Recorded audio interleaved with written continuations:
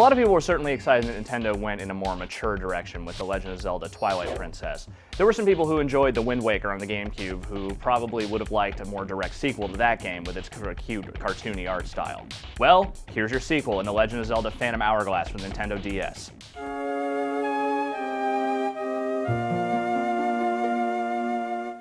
The game literally picks up where Wind Waker left off, with Link traveling around with Tetra and her band of pirates, apparently on the hunt for a ghost ship of some sort that has some sort of crazy treasure.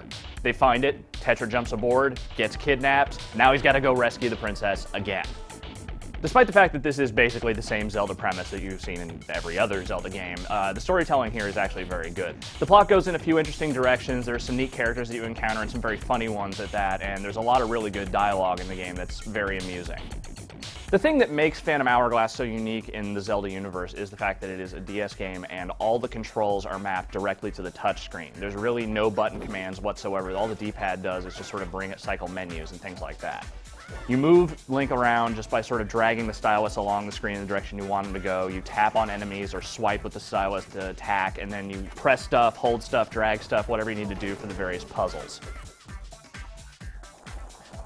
It sounds really gimmicky and is very easily the kind of control scheme that could totally just suck all the fun out of the game if it wasn't done well, but it's actually done really well, and all the puzzles are so uniquely catered to this design that the game is a lot of fun to play with this scheme.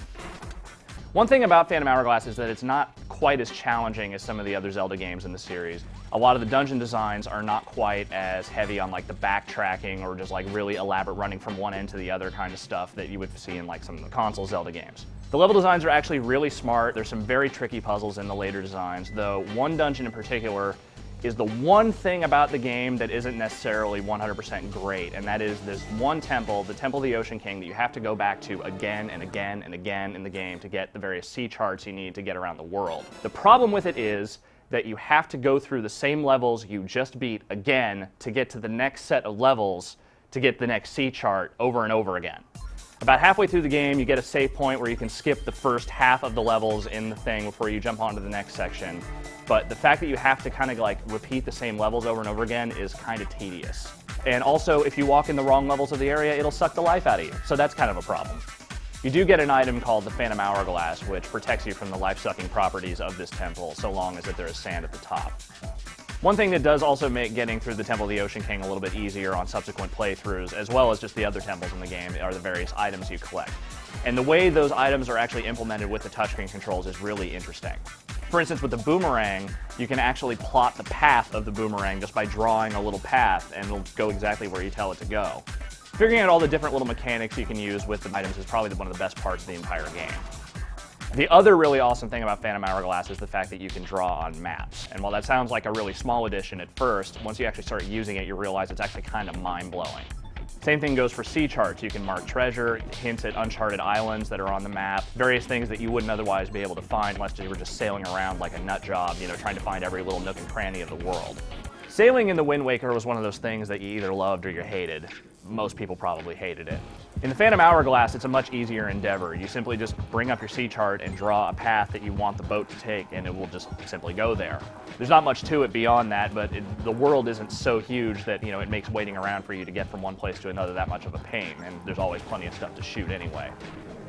The main quest will probably take an average player about 14 to 15 hours to complete, though there are plenty of little side quests and ventures and treasures and uncharted islands to find. That could take anywhere up to 20 hours to find all of it.